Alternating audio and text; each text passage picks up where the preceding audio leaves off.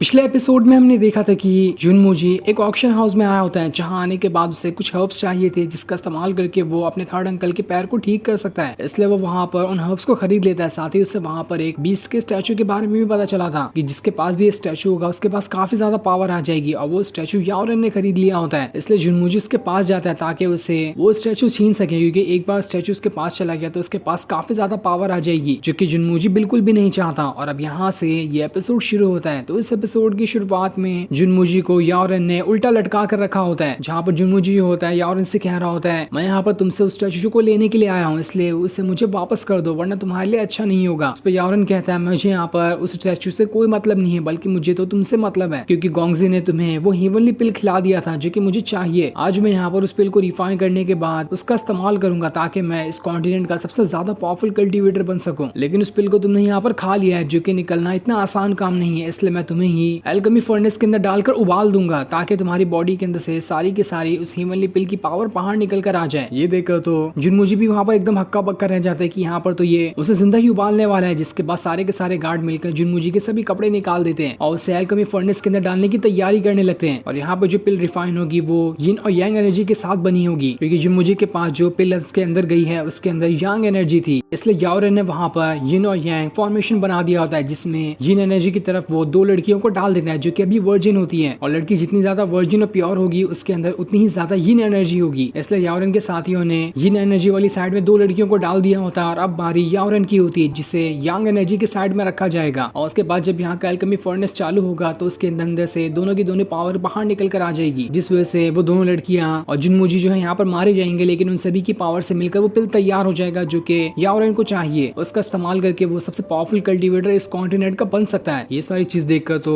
जुनमुजी भी एकदम ज्यादा हैरान रह जाता है कि आखिर यहाँ पर याओरेन करने क्या वाला है। जिसके बाद सारे के सारे गार्ड जुनमुजी को उसको कपड़े पहनाकर उसे उल्टा लटका देते हैं और उसे वहां से यांग एनर्जी की साइड में डालना शुरू कर देते हैं, जहाँ पर याओरेन ने उस फॉर्मेशन को एक्टिवेट कर दिया था ताकि वहां पर वो जो एल्केमी फर्नेस है वो स्टार्ट हो जाए। उसके बाद तीनों की पावर बाहर निकलने लगेगी। लेकिन जुनमुजी वहां पर कोशिश करता है कि वो उसके अंदर ना जाए, इसलिए वो उल्टा ही लटकते हुए सारे लोगों के ऊपर अटैक करना शुरू कर देता है, जिस वजह से सारे के सारे गार्ड जो होते हैं वहां पर जुनमुजी के हाथ तो बहुत ज्यादा मार खाते हैं और उनकी वहां पर हालत खराब हो चुकी थी। सभी से वहां पर रोकने की कोशिश करते हैं, लेकिन वो तो वहां पर रोकने के लिए तैयार ही नहीं था। वो बंधा होता है लेकिन तब भी उसके पास काफी ज्यादा पावर थी, जिसके बाद वो बड़ी ही आसानी से खुद को वहां पर संभाल भी लेता है। और उसके बाद उसने उन दोनों लड़कियों को भी उस फर्नेस के अंदर से बाहर निकाल लिया था, जिसके बाद वो उसे लेकर वहां से आगे बढ़ रहा होता है। लेकिन तभी वहां पर शिया और गोंगजी आ जाते हैं, जो जुनमुजी के हाथ में उन दोनों लड़कियों को देखकर एकदम ज्यादा हैरान रह जाते हैं कि आखिर जुनमुजी यहाँ पर इन दोनों वर्जिन लड़की के साथ करना क्या चाहता था। जो देखकर तो जुनमुजी भी घबरा जाते हैं कि अरे मैं तो यहाँ पे गलत फंस गया। वो शिया को समझाने की कोशिश कर रहा होता है, लेकिन वो तो वहां पर उसके बारे में ही कहानियां लिखने लगती है कि यहाँ पर जुनमुजी ऐसी कौन सी हरकत कर रहा था। इसके बाद वहां पर याओरेन आता है जो जुनमुजी से कहता है, तुम्हें पता है तुम्हारे ही किसी दोस्त ने मुझे बताया है कि तुम्हारी बॉडी के अंदर उस हेवनली पिल को डाला गया था, वरना तो मुझे इसके बारे में कभी मालूम ही नहीं पड़ता। तो तुम जानना चाहोगे कि आखिर वो तुम्हारा दोस्त कौन है। जिस पर गोंगजी और शियाओ से कह रहे होते हैं, हम तुम्हारे साथ कभी धोखा नहीं कर सकते, तुम हमारे पर भरोसा कर सकते, अगर तुम्हें ऐसा लगता ही है तो तुम जो चाहो वो सजा हमें दे सकते हो, हम उसे लेने के लिए तैयार हैं। ये सुनकर जुनमुजी होता है याओरेन से कह रहा होता है, तुम्हें बताने की कोई जरूरत नहीं है कि किसने तुम्हें बताया कि मेरे अंदर उस हेवनली पिल को डाला गया है। दोस्ती का रिश्ता तो ट्रस्ट के ऊपर ही बनता है, और इतनी छोटी सी बातों से मैं अपने दोस्तों को ऐसे दूर नहीं कर सकता, इसलिए मुझे नहीं जानना कि किसने मेरे साथ धोखेबाजी की है। तुम्हें जो करना है वो यहाँ पर कर सकते हो, मैं तुम्हें यहाँ पर रोकने के लिए आया हूँ, मैं आज तुम्हें तुम्हारे मकसद में कभी कामयाब होने नहीं दूंगा। ये देखकर याओरेन जो होता है जुनमुजी से कह रहा होता है, जब तुम मानने के लिए तैयार ही नहीं हो तो ठीक है, लगता है मुझे जबरदस्ती करनी पड़ेगी। जिसके बाद वो उन तीनों के ऊपर अटैक करना शुरू कर देता है, जहाँ उसने जबरदस्ती गोंगजी और जुनमुजी दोनों को ही उस फर्नेस के अंदर डाल दिया था। और उसके बाद वो शिया को किसी बेहोशी वाली दवा खिलाकर उसे वहां पर बेहोश कर देता है। जिसके बाद उसने अपनी पावर का इस्तेमाल करते हुए उस एल्केमी फर्नेस को वहां पर स्टार्ट कर दिया था, जिस वजह से फर्नेस के अंदर जुनमुजी जो होता है पूरी तरह से घिर गया होता है, और उसके अंदर से उसकी हेवनली पिल की जो पावर थी वो बाहर निकल कर आने लगती है ताकि वो पूरी तरह से एल्केमी फर्नेस के अंदर मिल जाए। लेकिन इससे यहाँ पर जुनमुजी की जान भी जा सकती है, जिस वजह से वहां पर जुनमुजी की जो हेवनली पिल की पावर थी वो एल्केमी फर्नेस के जाने के अंदर बजाय उसकी बॉडी के अंदर रिफाइन हो जाती है, जिस वजह से जुनमुजी के अंदर से भयंकर तरीके से ऑरा बाहर निकल रहा था, क्योंकि जब उसने उस टाइम हेवनली पिल को खाया था तब वो पूरी तरह से रिफाइन नहीं थी। और आज यहाँ पर इस एल्केमी फर्नेस के अंदर जाने की वजह से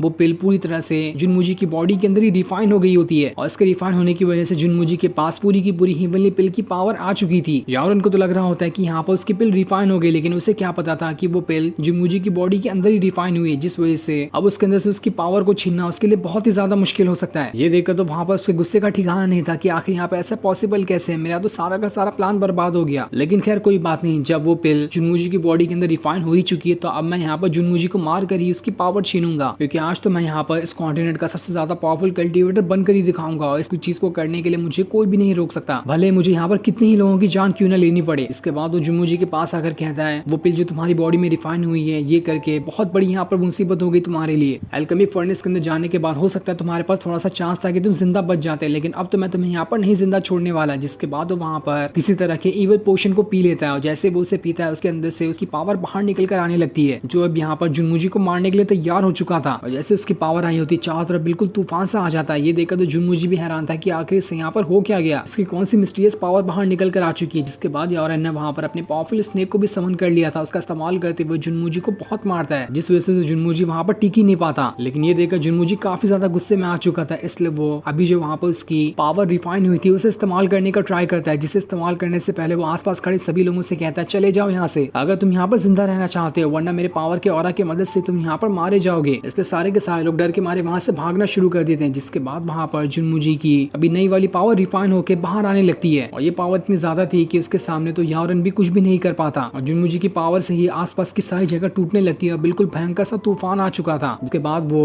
गोंगजी और शियाओ को अपने पावर की मदद से एक शील्ड के अंदर डाल लेता है, जिस वजह से उन्हें कोई भी खतरा वहां पर ना। और यहाँ पर जो इन दोनों की फाइट हो रही थी उसे तो पूरा का पूरा शहर देख रहा होता है, क्योंकि उन दोनों की फाइट की वजह से यहाँ पर इतने बड़े बड़े ऑरा से भरने भवंडर फैल चुके थे। तब इस चीज को देखकर यारन जो होता है जुनमुजी से कह रहा होता है मुबारक हो तुम्हें, तुमने मुझे आज मजबूर कर दिया मेरी रियल पावर को एक्टिवेट करने के लिए। दुनिया में आज तक कोई ऐसा पैदा नहीं हुआ था जो मुझे मजबूर कर सके मेरी रियल पावर को बाहर लाने के लिए, लेकिन आज तुमने मुझे इसके लिए मजबूर किया है, तो अब इसका अंजाम तुम्हें यहाँ पर भुगतना ही होगा। जिसके बाद उसने वहां पर अपनी रियल पावर को एक्टिवेट करना शुरू कर दिया था और जैसे वो वहां पर अपनी पावर को एक्टिवेट करता है सारा तरफ का नजारा बिल्कुल बदल सा जाता है और जुनमुजी वहां से किसी अलग ही वर्ल्ड के अंदर टेलीपोर्ट हो जाता है, जो वर्ल्ड यारन के स्पिरिचुअल वर्ल्ड के अंदर था। वहां आने के बाद जुनमुजी एकदम हैरान रहता है कि आखिर कितनी मिस्टीरियस जगह है। वहां पर जितने भी अटैक करता उसके अटैक का तो कोई असर ही नहीं हो रहा होता, आसपास जितनी भी फूल की पत्तियां लगी होती है वो सभी जुनमुजी के पीछे पड़ जाती है उसके ऊपर अटैक करने के लिए, क्योंकि इस वर्ल्ड के अंदर तो पेड़ भी जो है वो भी काफी ज्यादा खतरनाक मॉन्स्टर है जो जुनमुजी को यहाँ पर नहीं छोड़ने वाले। और यहाँ पर जुनमुजी पूरी तरह से घिर चुका होता है, वो जैसे थोड़ा बचने की कोशिश करता वहां पर यारन भी आकर उसके ऊपर अटैक किए जा रहा होता है, जहाँ यारन भी किसी डीमन की तरह बन चुका था। जुनमुजी को यहाँ पर कुछ समझ नहीं आ रहा होता है कि आखिर वो करे तो करे क्या। उसकी नई वाली जो पावर होती है वो भी यारन की पावर के सामने कुछ भी नहीं थी, वो जितनी चाहे उतनी क्यों ना अटैक कर ले यारन पे, लेकिन यारन को यहाँ पर असर ही नहीं हो रहा होता है। और वहाँ पर यारन ने अपनी बहुत ही ज्यादा खतरनाक वाली स्वॉर्ड को भी बाहर निकाल लिया था, जिसका इस्तेमाल करके वो जुनमुजी के ऊपर अटैक किए जा रहा होता है, जिस अटैक को तो जुनमुजी यहाँ पर 1% भी नहीं रोक पा रहा था। यारन के साथ उसके ट्री डीमन भी होते हैं जो सभी वहाँ पर जुनमुजी को पकड़ते हुए उसे हवा में लटकाए जा रहे थे। उनके लटकने के बाद यारन जो होता है अपनी पावर का इस्तेमाल करके उन सभी के ऊपर अटैक करना शुरू कर देता है, जहाँ जुनमुजी की बहुत ही ज्यादा हालत खराब हो चुकी थी। जुनमुजी सोच रहा होता है मुझे जल्द से जल्द इस वर्ल्ड से बाहर निकलना होगा, क्योंकि अगर मैं यहाँ से बाहर नहीं गया तो मुझे नहीं लगता कि ज्यादा देर तक मैं यहाँ पर इस यारन के अटैक को झेल पाऊंगा, हो सकता है मेरी यहाँ पर जान चली जाए। और वैसा ही होता है, काफी देर तक फाइट करने की वजह से उसकी वहाँ पर बहुत ज्यादा हालत खराब हो चुकी थी और वहाँ से काफी दूर आकर गिर गया होता है, जहाँ उसकी पूरी बॉडी के अंदर से खून बाहर निकल रहा था। ऐसा लग रहा था कि कुछ देर यहाँ पर और फाइट हो गई तो जुनमुजी यहाँ पर मारा ही जाएगा। तब जुनमुजी जो होता है यारन से कहता है माना कि तुम्हारे पास बहुत ज्यादा पावर है, लेकिन कुछ लोग हैं जो मेरा अभी भी इंतजार कर रहे होंगे, इसलिए मैं यहाँ पर ऐसे तो नहीं मर सकता, मुझे उनके पास दोबारा वापस जाना ही होगा। मैं एक बार तो मर चुका हूँ, लेकिन दोबारा मरा तो उनकी सारी की सारी उम्मीदें टूट जाएंगी, इसलिए आज कुछ भी हो जाए मुझे यहाँ से जिंदा वापस जाना ही होगा और मुझे जिंदा जाने के लिए सबसे पहले तुम्हें मारना होगा। जिसके बाद वो दोबारा से हिम्मत करके यारन के पास आता है, लेकिन इस बार भी वो उसका कुछ नहीं बिगाड़ पाता और यारन ने अपने थोड़े से ऑरा का इस्तेमाल करते हुए उसे उठाकर वहां से दूर फेंक दिया था, जहाँ पर जुनमुजी अपनी आखिरी सांसें गिन रहा होता है और उन्हें गिनते हुए वो सारे के सारे लोगों को याद कर रहा था जो भी उसके दोस्त थे। लेकिन जैसे वो वहां पर बेहोश होने वाला होता है, इससे पहले ही वहां पर जो उसका मिस्टीरियस ट्रेजर था जिसकी वजह से वो इस वर्ल्ड के अंदर टेलीपोर्ट हो चुका था, वो वहां पर एक्टिवेट हो जाता है। वो वहां पर अपनी सारी की सारी पावर को जुनमुजी के अंदर डालना शुरू कर देता है, ताकि यहाँ पर जुनमुजी की पावर फिर से एक्टिवेट हो जाए। और जैसे वो पावर जुनमुजी के अंदर जाती है, जुनमुजी पूरी तरह से रिफ्रेश हो जाता है और उसे उसकी पावर पूरी तरह से वापस मिल चुकी थी, जिस वजह से वो अब यहाँ पर यारन को ही मारना शुरू कर देता है। ये देखकर तो यारन को एकदम ज्यादा हक्का बक्का रह गया था, उसे समझ ही नहीं आ रहा होता है कि अचानक से जुनमुजी को हुआ क्या। ये तो यहाँ पर अपनी आखिरी सांसें गिन रहा था, लेकिन अभी देखो ये तो मेरे पर अटैक करने के लिए आ गया, वो पूरे जोश के साथ। और अब यहाँ पर दोबारा से इन दोनों के बीच काफी जबरदस्त फाइट शुरू हो गई है। दोनों अपनी पावर का इस्तेमाल करते हुए एक दूसरे के ऊपर अटैक किए जा रहे थे। यारन अब भी यहाँ पर थोड़ी थोड़ी उसे टक्कर देने की कोशिश कर रहा होता है, लेकिन तब भी जुनमुजी उसके सामने भारी पड़ते हुए दिखाई दे रहा था। यारन वहाँ पर अपने कई सारे डिमोनी टेक्निक का इस्तेमाल करते हुए जुनमुजी को पकड़ लेता है, लेकिन तब भी यहाँ पर जुनमुजी सोच रहा होता है कि मैं एक बार यहाँ पर से बाहर निकल कर चले जाऊँ तो उसके बाद बड़ी ही आसानी के साथ यारन को यहाँ पर हरा सकता हूँ। तब उसे समझ में आता है कि आखिर यहाँ पर यारन को पावर कैसे मिल रही है, क्योंकि ये सारी की सारी पावर उसे आसपास लगे फूलों के पत्तों की वजह से मिल रही थी। इसलिए जुनमुजी वहाँ पर सोचता है कि अगर मैं सारे के सारे भूतों की पावर को एब्जॉर्ब कर लूं तो उसके बाद तो यारोन को कोई पावर ही नहीं मिलेगी और उसका यहाँ पे जो स्पिरिचुअल वर्ल्ड है वो भी टूट जाएगा। उसके बाद इसे हराना बहुत ही आसान होगा, जिसके बाद वो आसपास जितने भी फूल लगे होते हैं उन सभी की पावर को एब्जॉर्ब करना शुरू कर देता है। ये देखा तो यारोन को काफी ज्यादा गुस्सा आ चुका था कि आखिर इससे कैसे मालूम पड़ गया कि मुझे किस चीज से पावर मिल रही है। वो वहां पर उसके ऊपर अटैक करने की कोशिश करता है, लेकिन तब भी जुनमुजी ने यहाँ पर अपनी पावर का इस्तेमाल करते हुए सारे के सारे फ्लावर को वहाँ पर खत्म कर दिया था। और जैसे यहाँ के फ्लावर खत्म होते हैं, यारोन का जो स्पिरिचुअल वर्ल्ड है वो पूरी तरह से यहाँ पर खत्म हो जाता है और वहाँ पर एक बहुत ही जोर का धमाका हो चुका था। जिसके बाद हम यारोन को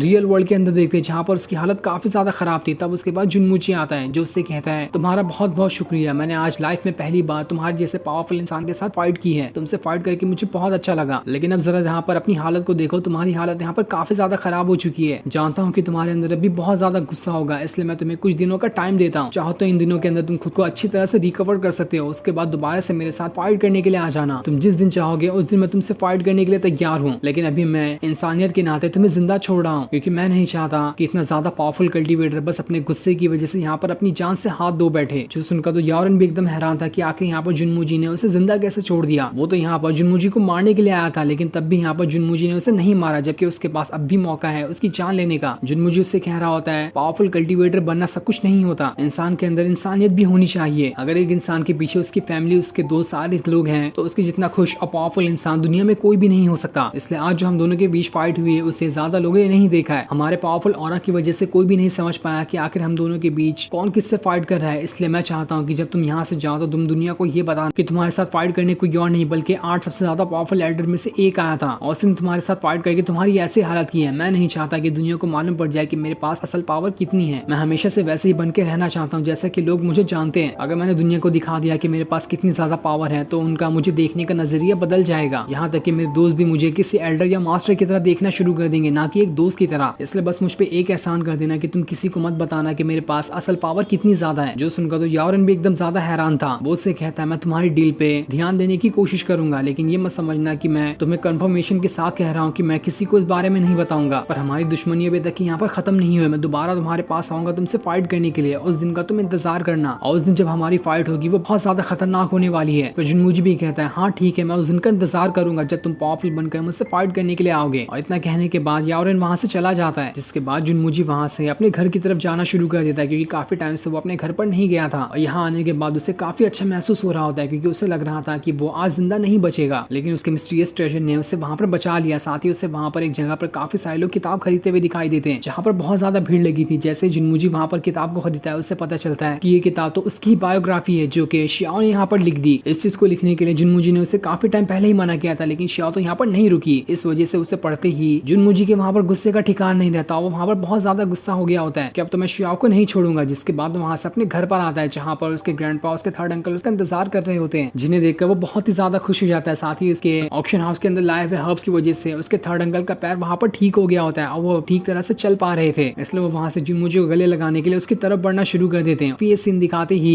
इस सीरीज का सीजन 1 यहीं पर एंड हो जाता है। अगर सीजन 2 आया तो मैं उससे भी एक्सप्लेन करूंगा। तब तक के लिए थैंक्स फॉर वॉचिंग।